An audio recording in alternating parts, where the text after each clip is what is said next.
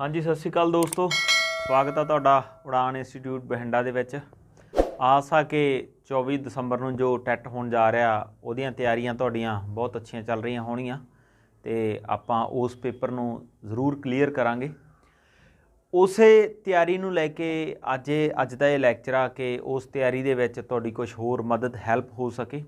सो अज दे इस लैक्चर दे विच असीं टैट दा जो पिछला पेपर आ जो कि 25 फरवरी 2018 ਨੂੰ ਇਹ पेपर होया सी, ਤਾਂ ਅਸੀਂ ਉਸ पेपर ਨੂੰ डिस्कस करांगे ਤੇ ਅਸੀਂ ਇਹ ਆਈਡੀਆ ਲੈਣ ਦੀ ਕੋਸ਼ਿਸ਼ ਕਰਾਂਗੇ ਕਿ ਇਸ पेपर ਦੇ ਵਿੱਚ किस तरह ਦੇ ਕੁਐਸਚਨਸ ਆਉਂਦੇ ਨੇ, किस तरह ਦਾ ਜਿਹੜਾ ਹੈਗਾ ਫਿਊਚਰ ਦੇ ਵਿੱਚ ਅਸੀਂ ਤਿਆਰੀ ਕਰਨੀ ਹੈ।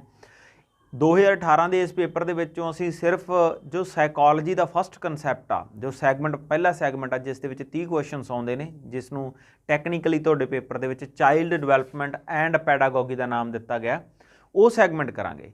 पिछले लैक्चर दे विच भी असी साइकोलॉजी के ही 30 क्वेश्चनस किए सी।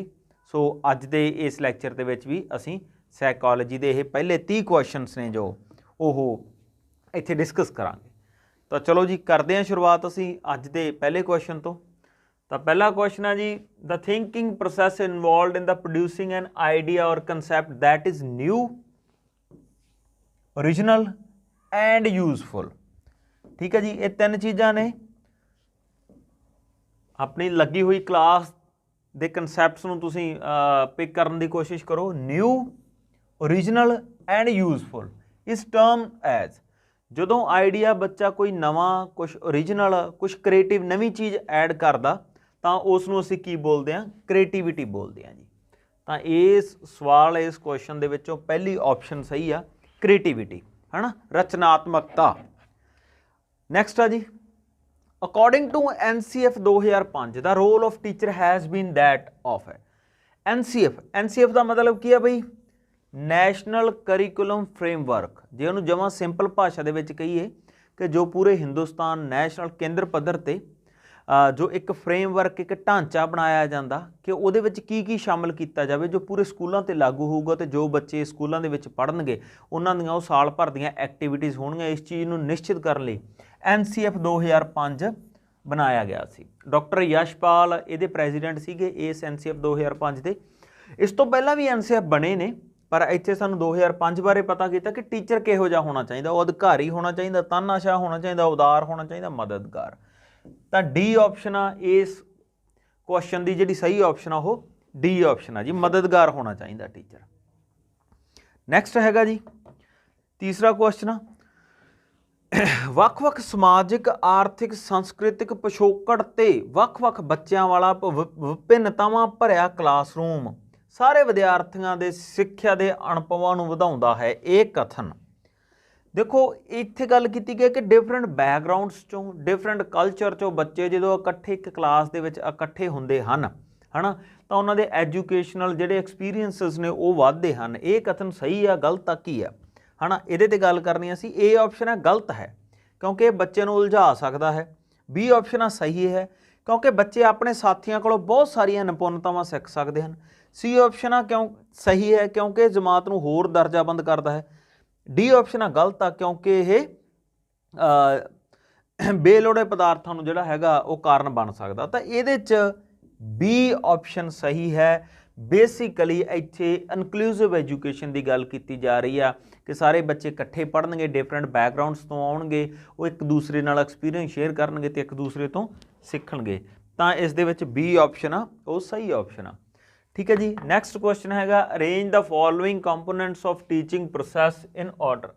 सही ऑर्डर दे विच इन्हां कंपोनेंट्स नूं लैके आउणा, जिवें सिलैक्शन ऑफ सबजैक्ट मैटर आ गया, एवैल्यूएशन आ गया, फीडबैक आ गया, फॉर्मूलेटिंग ऑब्जैक्ट्स आ गया, टीचिंग आ गया। तो इन्हों असी सही तरीके दे विच लैके आउणागा है ना। तो देखो इत्थे टीचिंग प्रोसैस की गल की गई आ। टीचिंग प्रोसैस टीचिंग जो 3 हिस्सों के विच वंडी जाती है, pre active phase, interactive phase तो पोस्ट एक्टिव फेज जां लेटर एक्टिव फेज तुसीं कह सकते हो। मतलब कि क्लास तो जाण तो पहलां दा समा, क्लास दरम्यान समा ते क्लास तो बाद दा समा। इत्थे उस पूरे दे पूरे कंसैप्ट नूं जिहड़ा हैगा क्लास दे उस कंसैप्ट नूं टीचिंग प्रोसैस नूं, तां इत्थे इस दे विच सिर्फ टीचिंग प्रोसैस कित्थे हुंदा ਜਦੋਂ ਸਟੂਡੈਂਟ ਹੋਣਗੇ, ਜਦੋਂ ਇਨਵਾਇਰਨਮੈਂਟ ਹੋਊ, मतलब कि क्लास की गल की जा रही है। तो उस पॉइंट ऑफ व्यू तो एक क्वेश्चन आएगा, तो देखो ये पहली ऑप्शन किहड़ी बनती है, तो टीचर ने जो पढ़ाउणा शुरू करना जां आपदी प्लैनिंग करनी है, तो सब तो पहला उहदे कोले ओह आपदे ऑब्जैक्टिव्स निर्धारित करदा। ठीक है जी, ऑब्जैक्टिव्स तो बाद ਉਹ ऑब्जैक्टिव्स ਨੂੰ ਕਿਹੜੀ ਚੀਜ਼ ਨਾਲ ਪੂਰਾ ਕਰ ਸਕਦਾ, ਸਬਜੈਕਟ ਮੈਟਰ ਨਾਲ ਪੂਰਾ ਕਰ ਸਕਦਾ ਜੀ। ਠੀਕ ਹੈ ਜੀ, ਉਸ ਤੋਂ ਬਾਅਦ ਉਸ ਸਬਜੈਕਟ ਮੈਟਰ ਦੇ ਬੇਸ ਤੇ ਇਹਨਾਂ ਆਪਸ਼ਨਸ ਦੇ ਵਿੱਚੋਂ ਉਹ ਟੀਚਿੰਗ ਕਰੂਗਾ। ਠੀਕ ਹੈ ਜੀ, ਉਸ ਤੋਂ ਬਾਅਦ ਜੋ ਟੀਚਿੰਗ ਕੀਤਾ ਉਹਨੂੰ ਇਵੈਲੂਏਟ ਕਰੂਗਾ ਕਿ ਬੱਚੇ ਜੋ ਸਿਖਾਉਣ ਜਾ ਰਿਹਾ ਕਿ ਬੱਚੇ ਉਹ ਸਿੱਖੇ ਨੇ, ਤੇ ਐਂਡ ਤੇ ਫੀਡਬੈਕ ਆ। ਤਾਂ ਇਸ ਤਰੀਕੇ ਨਾਲ ਇਹਦੀ ਆਪਸ਼ਨ ਆ ਜਿਹੜੀ ਸੀ ਆਪਸ਼ਨ ਆ ਉਹ ਸਹੀ ਆਪਸ਼ਨ ਆ ਜੀ ਇਸ ਕੁਐਸਚਨ ਦੀ। ਅੱਗੇ ਚੱਲਦੇ ਹਾਂ ਜੀ, ਪਿਆਜੇ ਦੀ ਥਿਊਰੀ ਨਾਲ ਜੁੜਿਆ ਹੋਇਆ ਇਹ ਕੁਐਸਚਨ ਆ। ਇਹਦੇ 'ਚ ਕੀ ਗੱਲ ਕਰ ਰਿਹਾ ਪਿਆਜੇ ਕਿ which of the following statement is correct about the Jean Piaget's theory of cognitive development.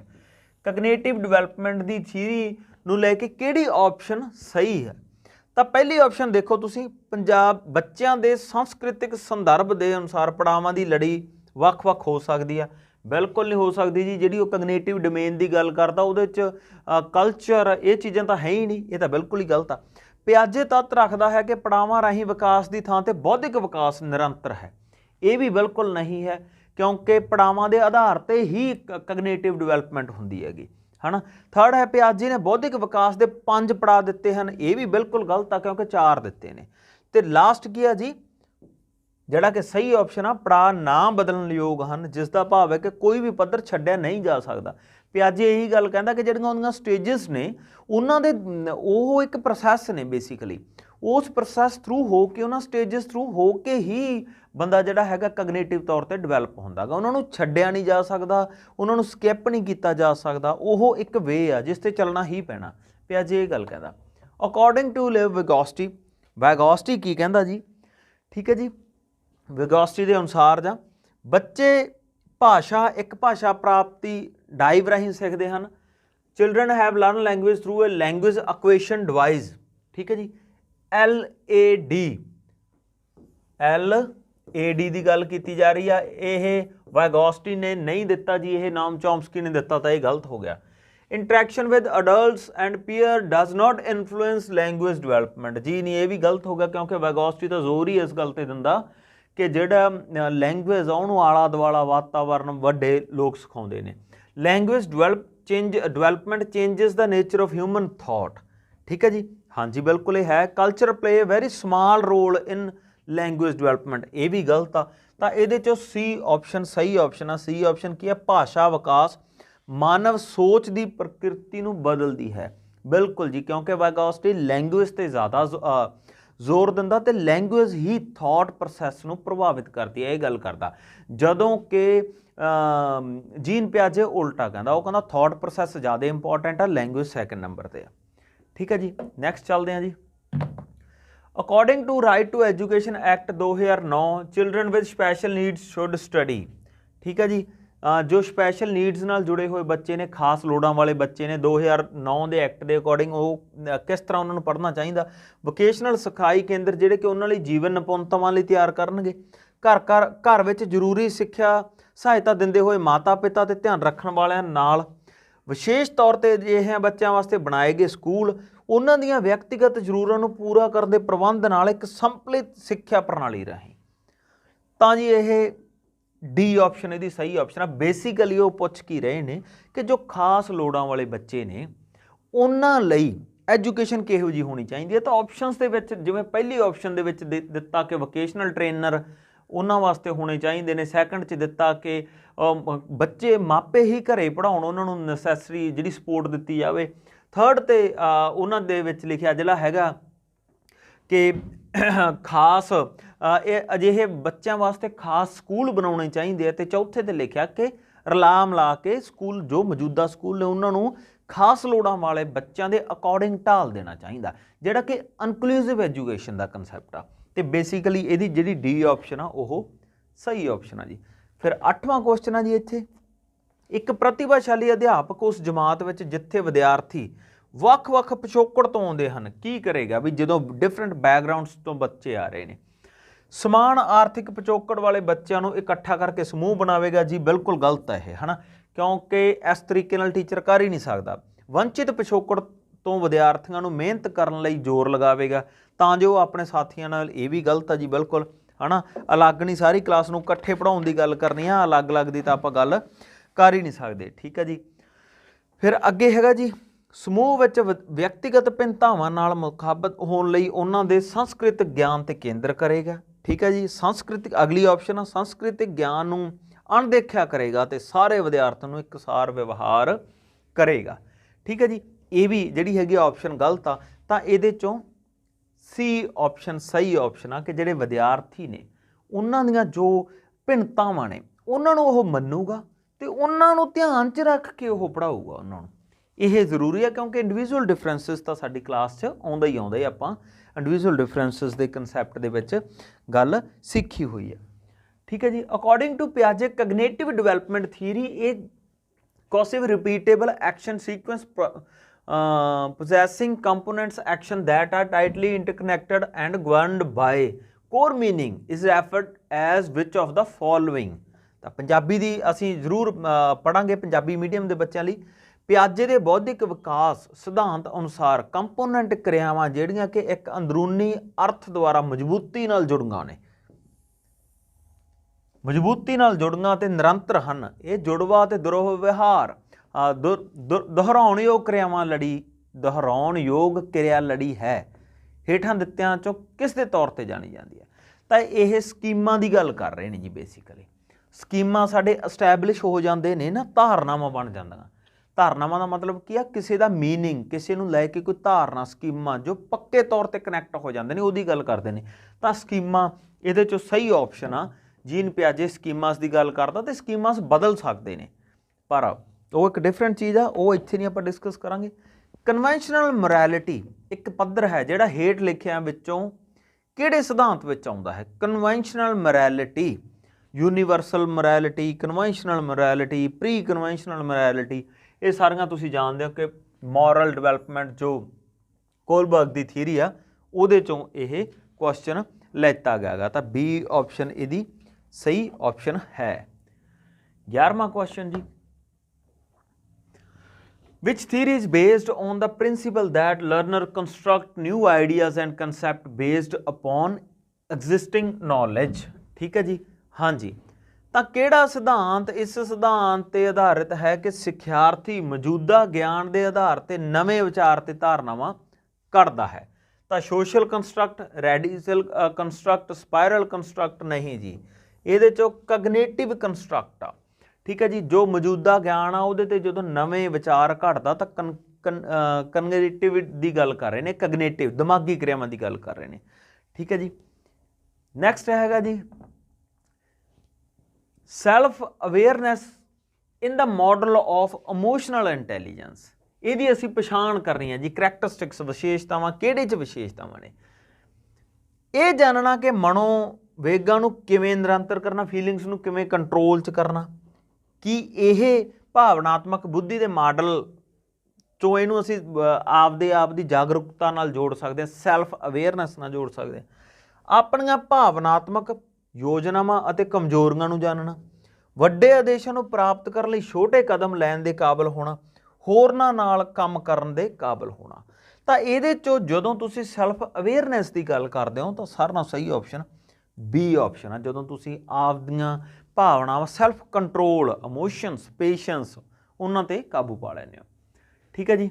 ਚਲੋ ਜੀ, ਇੱਥੇ ਸੌਖਾ ਕੁਐਸਚਨ ਆ ਜੀ। ਐਕਸਟਰੋਵਰਟ ਤੇ ਇੰਟਰੋਵਰਟ ਇਹ ਟਰਮਸ ਨੇ, ਹੈ ਨਾ। ਕਿਹਨੇ ਦਿੱਤੀਆਂ ਜੀ ਇਹ, ਦੱਸੋ ਵੀ ਕਿਹਨੇ ਦਿੱਤੀਆਂ। ਤਾਂ ਇਹ ਦਿੱਤੀਆਂ ਹੀ ਕਾਰਲ ਜੰਗ ਨੇ ਦਿੱਤੀਆਂ ਜੀ, ਠੀਕ ਹੈ ਜੀ। ਐਕਸਟਰੋਵਰਟ ਤੇ ਇੰਟਰੋਵਰਟ। ਐਕਸਟਰੋਵਰਟ ਤੁਸੀਂ ਜਾਣਦੇ ਹੋ ਕਿ ਉਹ ਬੱਚੇ ਜਿਹੜੇ ਬੜੇ ਮਲਾਪੜੇ ਹੁੰਦੇ ਆ, ਖੁੱਲ੍ਹੇ ਸੁਭਾਅ ਦੇ ਹੁੰਦੇ ਆ, ਜਿਨ੍ਹਾਂ ਨੂੰ ਸੰਗ ਨਹੀਂ ਲੱਗਦੀ, ਸਿੱਧੀ ਗੱਲ ਕਹੀਏ ਆਪਾਂ, ਜ਼ਿਆਦਾ ਬੋਲਦੇ ਨੇ, ਹੈ ਨਾ, ਐਕਸਟਰਾ ਐਕਟੀਵਿਟੀਜ਼ ਦੇ ਵਿੱਚ ਇਨਵੋਲਵ ਹੁੰਦੇ ਨੇ। ਇੰਟਰੋਵਰਟ ਬੱਚੇ ਚੁੱਪ ਹੁੰਦੇ ਨੇ, ਆਪਦੇ ਆਪ 'ਚ ਰਹਿੰਦੇ ਨੇ, ਹੈ ਨਾ। ਉਹਦੀ ਗੱਲ ਕੀਤੀ ਗਈ ਹੈ। ਇਹ ਪਰਸਨੈਲਿਟੀ ਦੇ ਕਨਸੈਪਟ 'ਚ ਆਪਾਂ ਇਹਨੂੰ ਪੜ੍ਹਿਆ ਸੀ। ਹਾਂਜੀ, which of the following refer to gender division. ਹੇਠ ਦਿੱਤਿਆਂ ਵਿੱਚੋਂ ਕਿਹੜਾ ਲਿੰਗ ਵੰਡ ਵੱਲ ਸੰਕੇਤ ਕਰਦਾ ਹੈ, ਠੀਕ ਹੈ ਜੀ। ਚਲੋ ਜੀ, ਇੱਥੇ ਗੱਲ ਕੀਤੀ ਗਈ ਆ ਕਿ ਲਿੰਗ ਵੰਡ ਵੱਲ ਸੰਕੇਤ ਕੌਣ ਕਰਦਾ। ਤਾਂ ਪਹਿਲੀ ਆਪਸ਼ਨ ਹੈਗੀ ਹੈ ਸਮਾਜ ਦੁਆਰਾ ਲੜਕਾ ਤੇ ਲੜਕੀ ਨੂੰ सौंपीਆਂ ਗਈਆਂ ਅਸਮਾਨ ਭੂਮਿਕਾਵਾਂ। ਲੜਕਾ ਲੜਕੀ ਵਿਚਕਾਰ ਜੈਵਿਕ ਅੰਤਰ ਬਿਲਕੁਲ ਵੀ ਨਹੀਂ ਹੈ। ਤਾਂ ਨਰ ਬੱਚੇ ਅਤੇ ਮਾਦਾ ਬੱਚੇ ਦਾ ਅਨੁਪਾਤ, ਨਰ ਵਿਦਿਆਰਥੀਆਂ ਅਤੇ ਮਾਦਾ ਵਿਦਿਆਰਥੀਆਂ ਵਿੱਚ ਵੰਡ। ਜੀ ਨਹੀਂ, ਇਹਦੀ ਇਹ ਆਪਸ਼ਨ ਸਹੀ ਆਪਸ਼ਨ ਆ। ਜੈਂਡਰ ਬਾਇਸਡ, ਜੈਂਡਰ ਡਿਵੀਜ਼ਨ ਜਿਹੜੀਆਂ ਭੂਮਿਕਾਵਾਂ ਦਿੱਤੀਆਂ ਗਈਆਂ ਨੇ ਉਹਦੇ ਬੇਸ 'ਤੇ ਆ ਜੀ। ਤਾਂ ਇਹ ਆਪਸ਼ਨ ਇਸ ਕੁਐਸਚਨ ਦੀ ਸਹੀ ਆਪਸ਼ਨ ਆ। ਫਿਰ ਨੈਕਸਟ ਕੁਐਸਚਨ ਹੈਗਾ recall type test and recognising type test are the types of. ਠੀਕ ਹੈ, ਯਾਦ ਕਰਨ ਕਿਸਮ ਪ੍ਰਕਿਰਿਆ ਤੇ ਸ਼ਨਾਖਤ ਕਰਨਾ ਕਿਸਮ ਪ੍ਰਕਿਰਿਆ ਹਨ ਕਿਹਦੇ 'ਚ ਆ ਜੀ? ਲੇਖ ਮਤਲਬ ਕਿ essay type question, short answer type question, objective type question ਤੇ very short answer type question. ਤਾਂ ਇਹ ਇਵੈਲੂਏਸ਼ਨ 'ਚੋਂ ਆ ਜੀ, ਇਹਦੀ ਸੀ ਆਪਸ਼ਨ ਸਹੀ ਆਪਸ਼ਨ ਆ ਜੀ, ਆਬਜੈਕਟਿਵ ਟਾਈਪ ਕੁਐਸਚਨਸ। ਠੀਕ ਹੈ ਜੀ, ਕਿਉਂਕਿ ਯਾਦ ਕਰਨ ਤੇ ਫਿਰ ਉਹਨਾਂ ਦੀ ਸ਼ਨਾਖਤ ਕਰਨ, ਪਛਾਣ ਕਰਕੇ ਜਿਹਦਾ ਤੁਸੀਂ ਆਨਸਰ ਲੱਭਣਾ। ਤਾਂ ਤੁਸੀਂ ਦੇਖੋ ਪਛਾਣ ਕਰਕੇ ਸਿਰਫ ਤੁਸੀਂ ਆਬਜੈਕਟਿਵ ਟਾਈਪ ਦੇਖ ਰਹੇ ਹੋ, ਇਹਦੇ 'ਚ ਬਾਕੀ ਸਾਰੇ ਰਿਟਨ ਲੌਂਗ ਰਿਟਨ ਜਿਹੜੇ ਹੈਗੇ ਆ ਕੁਐਸਚਨਸ ਨੇ ਸਬਜੈਕਟਿਵ ਟਾਈਪ ਨੇ, ਹੈ ਨਾ। ਅੱਗੇ ਚੱਲਦੇ ਹਾਂ ਜੀ ਆਪਾਂ ICIHD ਦੀ ਫੁੱਲ ਫਾਰਮ ਆਪਾਂ ਲੱਭਣੀ ਆ ਜੀ। ਇਹਦੀ ਆਪਸ਼ਨ ਹੈਗੀ ਆ ਡੀ ਆਪਸ਼ਨ, ਸਹੀ ਆਪਸ਼ਨ ਆ ਜੀ, international classification of impairment disabilities and handicaps. ਤਾਂ ਡੀ ਆਪਸ਼ਨ ਇਸ ਕੁਐਸਚਨ ਦੀ ਸਹੀ ਆਪਸ਼ਨ ਹੈਗੀ ਆ। ਅੱਗੇ ਚੱਲਦੇ ਹਾਂ ਜੀ ਆਪਾਂ the concept identity versus role confusion happen in. ਪਛਾਣ ਬਨਾਮ ਅਪਛਾਣ, ਹੈ ਨਾ। ਰੋਲ ਕਨਫਿਊਜ਼ਨ ਭੂਮਿਕਾ ਦੀ ਗੱਲ ਕੀਤੀ ਜਾ ਰਹੀ ਹੈ ਇੱਥੇ ਤੇ ਪਛਾਣ ਦੀ ਗੱਲ ਕੀਤੀ ਜਾ ਰਹੀ ਹੈ ਇੱਥੇ। ਤਾਂ ਇਹ ਐਰਿਕ ਐਰਿਕਸਨ ਦੀ ਸਾਈਕੋ ਸੋਸ਼ਲ ਥਿਊਰੀ ਨਾਲ ਸੰਬੰਧਿਤ ਕੁਐਸਚਨ ਆ। ਤੇ ਇਹਦੀ ਆਪਸ਼ਨ ਜਿਹੜੀ ਹੈਗੀ ਆ ਅਡੋਲਸੈਂਸ, ਜਦੋਂ ਬੱਚਾ 13 ਤੋਂ 19 ਸਾਲ ਦੀ ਉਮਰ 'ਚ ਹੁੰਦਾ, ਪਛਾਣ ਆਇਡੈਂਟੀਟੀ ਵਰਸਸ ਰੋਲ ਕਨਫਿਊਜ਼ਨ ਦੇ ਉਹ ਕ੍ਰਾਈਸਿਸ 'ਚ ਹੁੰਦਾ ਗਾ। ਠੀਕ ਹੈ ਜੀ, ਅੱਗੇ ਚੱਲਦੇ ਹਾਂ ਅਸੀਂ the right sequence of major stages of cognitive growth as the proposed by Jerome Bruner. Bruner ਨੇ ਕਗਨੇਟਿਵ ਗਰੋਥ ਦਾ ਸੀਕੁਐਂਸ ਕੀ ਦਿੱਤਾ, ਅਸੀਂ ਇੱਥੇ ਉਹਦੀ ਗੱਲ ਕਰਨੀ ਹੈਗੀ, ਬਰੂਨਰ ਦੀ ਗੱਲ ਕਰਨੀ ਹੈਗੀ। ਠੀਕ ਹੈ ਜੀ, ਤਾਂ ਤੁਸੀਂ ਜਾਣਦੇ ਹੋ ਕਿ ਇਹਦੇ 'ਚ ਜਿਹੜੀ ਸਹੀ ਆਪਸ਼ਨ ਹੈਗੀ ਆ ਉਹ ਸੀ ਆਪਸ਼ਨ ਸਹੀ ਆਪਸ਼ਨ ਆ। ਠੀਕ ਹੈ ਜੀ, ਇਨਐਕਟਿਵ, ਆਈਕੋਨਿਕ ਤੇ ਸਿੰਬੋਲਿਕ। ਠੀਕ ਹੈ ਜੀ, ਉਹ ਇੱਕ ਪ੍ਰੋਸੈਸ ਦੇ ਥਰੂ ਨਿਕਲਦੇ ਨੇ, ਪਹਿਲਾਂ ਉਹ ਇਨਐਕਟਿਵ 'ਚ ਜਾਂਦੇ ਨੇ, ਫਿਰ ਆਈਕੋਨਿਕ 'ਚ ਮਤਲਬ ਕਿ ਪਹਿਲਾਂ ਦੇਖਦੇ ਨੇ, ਫਿਰ ਉਹ ਆਪਦੇ ਆਪ 'ਤੇ ਲਾਗੂ ਕਰਨ ਦੀ ਕੋਸ਼ਿਸ਼ ਕਰਦੇ ਨੇ, ਹੈ ਨਾ। ਉਹ ਪਿਕਚਰਸ 'ਚੋਂ ਦੇਖ ਕੇ ਉਹ ਕਨਸੈਪਟ ਹੈ ਇਹਦੇ 'ਚ। ਤਾਂ ਫਿਰ ਸਿੰਬੋਲਿਕ, ਸੀ ਆਪਸ਼ਨ ਇਹਦੀ ਸਹੀ ਆਪਸ਼ਨ ਆ ਜੀ। ਇਸ ਤੋਂ ਬਾਅਦ ਇੱਕ ਜਿਹੜਾ ਨੈਕਸਟ ਕੁਐਸਚਨ ਆ ਉਹ ਇੱਕ ਸਟੇਟਮੈਂਟ ਦੀ ਤਰ੍ਹਾਂ ਕਿ ਕਿਸੇ ਨੇ ਕਿਹਾ ਹੈ ਕਿ ਜੇਕਰ ਇੱਕ ਬੱਚਾ ਜਦੋਂ ਸਿੱਖਣ ਦੇ ਯੋਗ ਹੈ ਤੋਂ ਪਹਿਲਾਂ ਨਹੀਂ ਸਿੱਖੇਗਾ, ਫਿਰ ਕਿਉਂ ਫਿਕਰ ਕਰਨੀ ਹੈ ਕਿ ਜੇਕਰ ਬੱਚਾ ਸਿੱਖਣ ਦੀ ਯੋਗਤਾ ਤੋਂ ਬਾਅਦ ਆਪ ਹੀ ਸਿੱਖ ਲਵੇਗਾ, ਹੈ ਨਾ। ਫਿਰ ਕਿਉਂ? ਬੇਸਿਕਲੀ ਉਹ ਜੇਰੋਮ ਬਰੂਨਰ ਦੀ ਇਹ ਸਟੇਟਮੈਂਟ ਆ। ਇਹਦੇ 'ਚ ਫਸਟ ਆਪਸ਼ਨ ਜਿਹੜੀ ਉਹ ਸਹੀ ਆਪਸ਼ਨ ਆ। ਇਹ ਬਰੂਨਰ ਨੇ ਕਿਹਾ ਕਿ ਇਹ ਜਿਹੜੀ ਸਟੇਟਮੈਂਟ ਦਿੱਤੀ ਹੋਈ ਹੈ ਕਿ if a child will not learn before he is capable to learn, ਉਹ ਕਹਿੰਦਾ ਵੀ ਜੇ ਸਿੱਖਣ ਦੀ ਯੋਗਤਾ ਤੋਂ ਪਹਿਲਾਂ ਸਿੱਖ ਹੀ ਨਹੀਂ ਸਕਦਾ ਦੈਨ ਵਾਈ ਬੋਦਰ, ਫਿਰ ਕਿਉਂ ਟੈਨਸ਼ਨ ਲੈਣੀ। And if a child will learn automatically after he has capable to learn then why bother.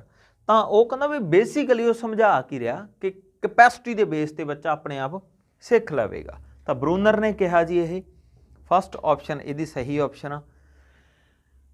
Next ਚੱਲਦੇ ਹਾਂ ਜੀ। ਨੈਕਸਟ ਅਗਲਾ ਕੁਐਸਚਨ ਆ ਜੀ ਜੋ which of the following theories identify 4 stages of child intellectual development sensory motor pre operational concrete operational formal operational। ਠੀਕ ਹੈ ਜੀ, ਤਾਂ ਇਹ ਦੱਸੋ ਬਈ ਇਹ ਜੋ ਕਿਹੜੀ ਥਿਊਰੀ ਦੇ ਵਿੱਚ 4 ਸਟੇਜਸ ਦੇ ਵਿੱਚ 4 ਸਟੇਜਸ ਦਾ ਜ਼ਿਕਰ ਆਉਂਦਾ। ਤਾਂ ਤੁਸੀਂ ਇਹ ਚੰਗੀ ਤਰ੍ਹਾਂ ਹੀ ਜਾਣਦੇ ਹੋ ਕਿ ਜੀਨ ਪਿਆਜੇ ਦੀਆਂ ਇਹ 4 ਸਟੇਜਸ ਨੇ, ਜਿਸ ਦੇ ਵਿੱਚ sensory motor stage, pre operational stage, concrete operational stage ਤੇ ਫਾਰਮਲ ਆਪਰੇਸ਼ਨਲ ਸਟੇਜ, ਕਿ ਕਿਸ ਤਰੀਕੇ ਨਾਲ ਮੈਂਟਲੀ ਇੱਕ ਸਟੇਜ ਤੋਂ ਦੂਸਰੀ ਸਟੇਜ ਤੇ ਹੁੰਦਾ ਹੋਇਆ ਇਨਸਾਨ ਦਾ ਜਿਹੜੀ ਉਹਦੀ ਕਗਨੇਟਿਵ ਤੌਰ ਤੇ ਉਹ ਡਿਵੈਲਪ ਹੁੰਦਾ ਗਾ। ਤਾਂ ਇਸ ਕੁਐਸਚਨ ਦੇ ਵਿੱਚ ਉਹ ਗੱਲ ਕੀਤੀ ਗਈ ਹੈ ਜੀ। ਤੁਸੀਂ ਇਹ ਥਿਊਰੀ ਪੜ੍ਹੀ ਆ, ਬੜੀ ਇੰਪੋਰਟੈਂਟ ਥਿਊਰੀ ਹੈ ਇਹ। ਹਾਂਜੀ, ਅੱਗੇ ਚੱਲਦੇ ਹਾਂ ਜੀ। ਤੁਹਾਡੇ ਕੋਲ ਲੜਕੇ ਅਤੇ ਲੜਕੀਆਂ ਦੀ ਇੱਕ ਮਿਲੀ ਜੁਲੀ ਕਲਾਸ ਹੈ। ਤੁਹਾਡੇ ਕੋਲ ਲੜਕੇ ਅਤੇ ਲੜਕੀਆਂ ਦੀ ਇੱਕ ਮਿਲੀ ਜੁਲੀ ਕਲਾਸ ਹੈ। ਤੁਸੀਂ ਉਹਨਾਂ ਵਿਚਕਾਰ ਸਹਿਯੋਗ ਵਿੱਚ ਸੁਧਾਰ ਕਰਨ ਲਈ ਕਿਹੜੀ ਵਿਧੀ ਵਰਤੋਂਗੇ ਤਾਂ ਕਿ ਉਹ ਆਪਸੀ ਸਹਿਯੋਗ ਕਰ ਸਕਣ? ਮਾਤਾ ਪਿਤਾ ਨੂੰ ਸਮਾਨਤਾ ਬਾਰੇ ਵਿਚਾਰ ਵਟਾਂਦਰਾ ਕਰਨ ਲਈ ਕਹੋਗੇ? ਮੁੰਡੇ ਤੇ ਕੁੜੀਆਂ ਨੂੰ ਇੱਕ ਬੈਂਚ ਸਾਂਝਾ ਕਰਨ ਲਈ ਕਹੋਗੇ? ਅਜਿਹੇ ਕੰਮ ਦਿਓਗੇ ਜਿਹੜੇ ਇਕੱਠੇ ਕਰਨ, ਹੈ ਨਾ, ਤੇ ਪਾਠ ਵਿੱਚ ਸਮਾਨਤਾ ਦੀ ਗੱਲ ਕਰੋਗੇ। ਤਾਂ ਬੇਸਿਕਲੀ ਸੀ ਆਪਸ਼ਨ ਇਹਦੀ ਸਹੀ ਆਪਸ਼ਨ ਆ ਕਿ ਅਜਿਹੇ ਕੰਮ ਦੇਵਾਂਗੇ ਜਿਹੜੇ ਉਹ ਇਕੱਠੇ ਕਰਨ, ਟੀਮ ਵਰਕ ਦੀ ਗੱਲ ਕਰਦੇ ਆ, ਗਰੁੱਪ ਮੈਥਡ ਦੇ ਨਾਲ ਪੜ੍ਹਾਉਣ ਦੀ ਗੱਲ ਕਰਦੇ ਆ, ਤਾਂ ਕਿ ਉਹਨਾਂ ਦਾ ਤਾਲਮੇਲ, ਆਪਸੀ ਤਾਲਮੇਲ ਆ ਜਿਹੜਾ ਉਹ ਅੱਛਾ ਹੋਵੇ। ਵਿਚ ਮੇਕਸ ਐਨ ਅਡੋਲਸੈਂਸ ਰਿਵੋਲਟ ਅਗੇਂਸਟ ਅਥਾਰਟੀ। ਠੀਕ ਹੈ ਜੀ, ਹੇਠ ਲਿਖਿਆਂ ਵਿੱਚੋਂ ਕਿਹੜਾ ਇੱਕ ਕਿਸ਼ੋਰ ਨੂੰ ਅਧਿਕਾਰੀਆਂ ਦੇ ਵਿਰੁੱਧ ਵਿਦਰੋਹ ਕਰਾਉਂਦਾ? ਇਹ ਅੱਛਾ ਕੁਐਸਚਨ ਆ। ਉਹ ਸੋਚਦਾ ਕਿ ਉਹ ਕਾਫੀ ਸਿਆਣਾ, ਕਿ ਇੱਕ ਕਿਸ਼ੋਰ, ਪਹਿਲਾਂ ਤਾਂ ਕਿਸ਼ੋਰ ਸਮਝੋ, ਮਤਲਬ ਕਿ 13 ਤੋਂ ਲੈ ਕੇ 19 ਸਾਲ ਵਾਲਾ ਬੱਚਾ ਵਿਦਰੋਹ ਕਿਉਂ ਕਰ ਰਿਹਾ? ਉਹ ਸੋਚਦਾ ਕਿ ਉਹ ਕਾਫੀ ਸਿਆਣਾ, ਉਹ ਵਿਚਾਰਾਂ ਤੇ ਕੰਮਾਂ ਦੀ ਮਾਨਤਾ ਤੇ ਆਜ਼ਾਦੀ ਚਾਹੁੰਦਾ, ਉਹ ਸੋਚਦਾ ਕਿ ਕਾਫੀ ਬੁੱਧੀਮਾਨ ਆ, ਉਹ ਸਮਝਦਾ ਕਿ ਉਸਨੂੰ ਕਿਸੇ ਦੀ ਸਲਾਹ ਦੀ ਜ਼ਰੂਰਤ ਨਹੀਂ। ਤਾਂ ਬੀ ਆ ਜੀ, ਕਿਉਂਕਿ ਇਸ ਉਮਰ ਦੇ ਵਿੱਚ ਬੱਚਾ ਆਪਦੇ ਵਿਚਾਰ, ਕਿਸ਼ੋਰ ਆ ਜੋ ਅਡੋਲਸੈਂਸ, ਉਹ ਵਿਚਾਰ ਪੇਸ਼ ਕਰਨਾ ਹੀ ਚਾਹੁੰਦਾ, ਹੈ ਨਾ, ਉਹ ਉਹਨਾਂ ਨੂੰ ਮਾਨਤਾ ਚਾਹੁੰਦਾ, ਉਹ ਆਪਦੇ ਅੰਦਰ ਉਹਦੀ ਇੱਕ ਪਛਾਣ ਬਣਾਉਣ ਦੀ ਜਿਹੜੀ ਹੈਗੀ ਹੈ ਤਾਂਘ ਆ, ਉਹ ਆਪਦੇ ਆਪ ਨੂੰ ਹੀਰੋ ਸਮਝਦਾ। ਤਾਂ ਉਹ ਚੀਜ਼ ਆ 22ਵੇਂ ਕੁਐਸਚਨ ਦਾ ਜਿਹੜਾ ਸਹੀ ਆਨਸਰ ਆ ਉਹ ਹੈਗਾ ਬੀ, ਉਹ ਵਿਚਾਰਾਂ ਦੀ ਮਾਨਤਾ ਚਾਹੁੰਦਾ ਜੀ। ਅੱਗੇ ਚੱਲਦੇ ਹਾਂ ਜੀ 23rd। ਤਾਂ 23rd ਦੇ ਵਿੱਚ ਕੀ ਸਹੀ ਆਨਸਰ ਆ ਰਿਹਾ ਜੀ? ਇਹ ਬੇਸਿਕਲੀ ਇੱਕ ਸਟੇਟਮੈਂਟ ਆ ਕਿ ਸਿੱਖਿਆ ਸਮਾਜਿਕ ਬਦਲਾਅ ਨਹੀਂ ਲਿਆਉਂਦੀ, ਬਲਕਿ ਸਮਾਜਿਕ ਬਦਲਾਅ ਦਾ ਨਤੀਜਾ ਸਿੱਖਿਆ ਬਦਲਾਅ ਵਜੋਂ ਨਿਕਲਦਾ ਹੈ। ਤਾਂ ਇਹ ਕਿਸ ਨੇ ਕਿਹਾ? ਇਹ ਸਟੇਟਮੈਂਟਸ ਕੁਝ ਪੇਪਰ 'ਚ ਆਉਂਦੀਆਂ ਨੇ, ਹੈ ਨਾ। ਤਾਂ ਇਹ ਸਟੇਟਮੈਂਟ ਹੈ ਜਿਹੜੀ ਉਹ ਇਮਾਇਲ ਡਕਟਹਿਮ ਦੀ ਸਟੇਟਮੈਂਟ ਆ। ਠੀਕ ਹੈ ਜੀ, ਤਾਂ ਇਹਨੂੰ ਤੁਸੀਂ ਧਿਆਨ 'ਚ ਰੱਖ ਲੈਣਾ ਗਾ। ਅੱਗੇ ਚੱਲਦੇ ਹਾਂ। ਅਬਜ਼ਰਵੇਸ਼ਨਲ ਲਰਨਿੰਗ ਦੀ ਗੱਲ ਕੀਤੀ ਗਈ ਹੈ ਇੱਥੇ ਕਿ ਅਬਜ਼ਰਵ ਕਰਕੇ ਸਿੱਖਣ ਨਾਲ ਜਿਹੜਾ ਹੈਗਾ ਨਿਰੀਖਕ ਅਧਿਐਨ 'ਚ ਸੰਬੰਧਿਤ ਕਿਹੜੀਆਂ ਚੀਜ਼ਾਂ ਨੇ, ਤਾਂ ਉਹਦੀ ਗੱਲ ਇੱਥੇ ਕੀਤੀ ਗਈ ਹੈ। ਠੀਕ ਹੈ ਜੀ, ਤਾਂ ਦੇਖੋ ਨਿਰੀਖਕ ਅਧਿਐਨ ਵਿੱਚ ਸ਼ਾਮਿਲ ਹੈ ਅਬਜ਼ਰਵੇਸ਼ਨਲ ਲਰਨਿੰਗ ਕੰਸਿਸਟ ਆਫ, ਪਹਿਲੀ ਆਪਸ਼ਨ ਆ ਇਕਾਗਰਤਾ ਅਤੇ ਯਾਦ ਸ਼ਕਤੀ, ਦੂਸਰੀ ਆਪਸ਼ਨ ਆ ਇਕਾਗਰਤਾ ਅਤੇ ਬਲ ਵਿਧੀ, ਰੀਇਨਫੋਰਸਮੈਂਟ ਮਤਲਬ ਕਿ production processes and motivation, reinforcement and motivation. ਤਾਂ ਇਹਨਾਂ ਦੇ ਵਿੱਚੋਂ ਅਸੀਂ ਚਾਰੋਂ ਆਪਸ਼ਨਸ ਦੇ ਵਿੱਚੋਂ ਦੇਖਣਾ ਕਿ ਕਿਹੜੀ ਆਪਸ਼ਨ ਸਹੀ ਆਪਸ਼ਨ ਆ। ਠੀਕ ਹੈ ਜੀ, ਤਾਂ ਇਹਦੇ 'ਚੋਂ ਸਹੀ ਆਪਸ਼ਨ ਹੈਗੀ ਹੈ ਜਿਹੜੀ ਉਹ ਬੀ ਆਪਸ਼ਨ ਸਹੀ ਆਪਸ਼ਨ ਆ। ਜਦੋਂ ਤੁਸੀਂ ਦੇਖੋਗੇ ਅਟੈਂਸ਼ਨ ਤੇ ਰਿਟੈਂਸ਼ਨ, ਅਟੈਂਸ਼ਨ ਕੀ ਹੁੰਦਾ ਕਿ ਕਿਸੇ ਨੂੰ ਦੇਖਣਾ, ਰਿਟੈਂਸ਼ਨ ਉਹਦੇ ਤੇ ਰਿਐਕਟ ਕਰਨਾ, ਹੈ ਨਾ। ਫਿਰ ਸੀ ਆਪਸ਼ਨ ਦੇ ਵਿੱਚ ਪ੍ਰੋਡਕਸ਼ਨ ਪ੍ਰੋਸੈਸਸ ਤੇ ਮੋਟੀਵੇਸ਼ਨ, ਇਸ ਚੀਜ਼ ਨੂੰ ਅਸੀਂ ਜਿਹੜਾ ਹੈਗਾ ਦੇਖਦੇ ਹਾਂ, ਤੇ ਇਹੀ ਜਿਹੜਾ ਨਿਰੀਖਕ ਅਧਿਐਨ ਦੇ ਵਿੱਚ ਸ਼ਾਮਲ ਹੁੰਦਾ, ਮਤਲਬ ਕਿ ਬੀ ਆਪਸ਼ਨ ਆ। ਪਹਿਲੀ ਤੇ ਤੀਸਰੀ ਆਪਸ਼ਨ ਇਹਦੇ 'ਚੋਂ ਸਹੀ ਆਪਸ਼ਨ ਆ ਗਈ। ਅੱਗੇ ਚੱਲਦੇ ਹਾਂ ਜੀ।